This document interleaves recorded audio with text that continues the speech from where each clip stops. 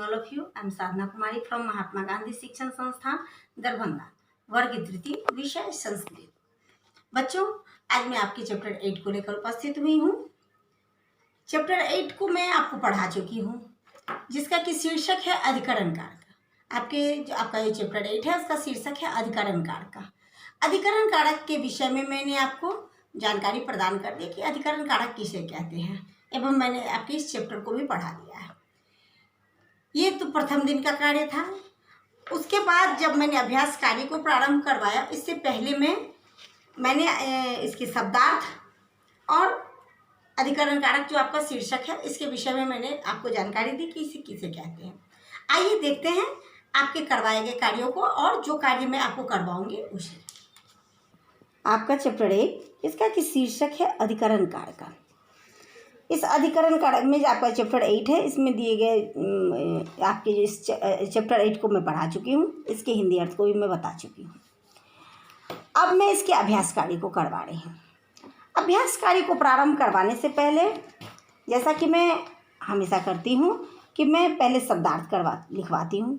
शब्दार्थ लिखवाकर मैंने आपको अधिकरण कारक जो आपका शीर्षक है, इसके विषय में भी जानकारी दे दी है कि अधिकरण कारक किसे कहते हैं। आप सभी एक बार फिर से ध्यान से देख लेंगे और इसे लिख लेंगे, और लिखने के बाद इसे याद करेंगे। तो आइए, अब मैं चैप्टर 8 के जो अभ्यास कार्य है उसे मैं करवा रही हूँ। आपके चैप्टर 8 के अभ्यास कार्य में कुल 5 टाइप के प्रश्न हैं पूछे गए हैं, जिसमें कि मैं अभी आपको पहला प्रश्न, जिसमें क्वेश्चन नंबर जो 1 है, उसमें 5 प्रश्न पूछे गए हैं। इसमें निम्नलिखित प्रश्नों के उत्तर संस्कृत में लिखे, यानी आपका जो चैप्टर है उसी से कुछ प्रश्न पूछे गए हैं, जिसका कि उत्तर आपको लिखना, संस्कृत में ही लिखना है।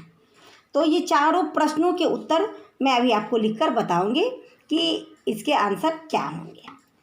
तो आइए देखते हैं आपके क्वेश्चन नंबर 1 का जो पहला प्रश्न है उसका आंसर क्या होगा। इसका पहला प्रश्न है कि नदी कुत्र बहती। नदी कुत्र बहती, नदी कहाँ बहती है? तो नदी आश्रम से समीपे बहती। नदी कुत्र बहती? तो आश्रम से समीपे बहती। ख में है कि नद्या जलं कीदृशम अस्ति। नद्या जलं कीदृशम अस्ति। तो इसका आंसर आप लिखेंगे कि नद्याः जलं निर्मलं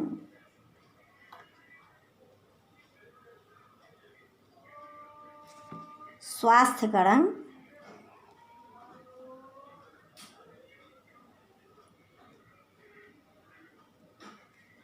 निर्मलं स्वास्थ्यकरं अस्ति।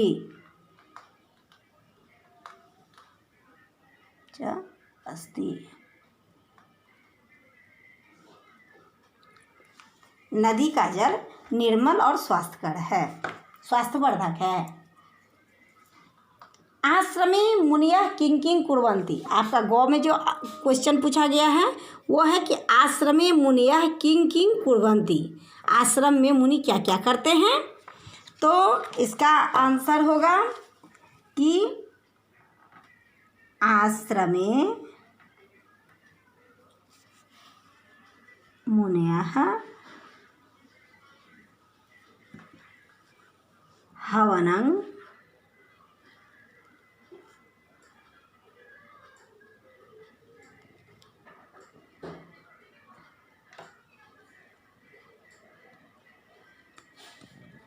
देवानां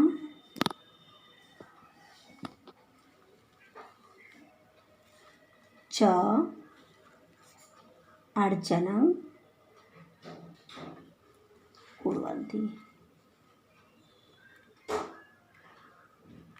आश्रम में मुनि क्या करते हैं? तो आश्रम में मुनि होम हवन करते हैं और देवताओं की पूजा अर्चना करते हैं। अब इसमें घ में प्रश्न पूछा गया है कि कुत्र चित्तः प्रसन्नः भवति। चित्त कहाँ प्रसन्न होता है? तो आश्रमे, आश्रमे चित्तः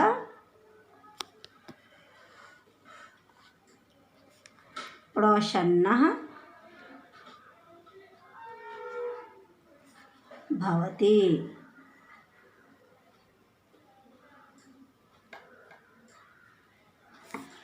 आश्रम का वातावरण इतना शांतिपूर्ण और पूजा पाठ का होता है कि वहीं पर चित्त प्रसन्न हो सकता है। तो इस प्रकार से जो क, ख, ग एवं घ, ये जो क्वेश्चन यहाँ दिया गया है, ये सभी चारों क्वेश्चन हैं, आपके प्रश्न हैं, संस्कृत में प्रश्न पूछे गए हैं, जिसका कि उत्तर भी मैंने लिखकर आपको बता दिया है। बच्चों, मैंने अभी आपको जो भी कार्य करके बताया है, उन सभी कार्यों को आप भी अपनी कॉपी में लिख लेंगे एवं उसे याद करेंगे। आगे के कार्यों को लेकर मैं फिर उपस्थित होंगी। तब तक के लिए धन्यवाद।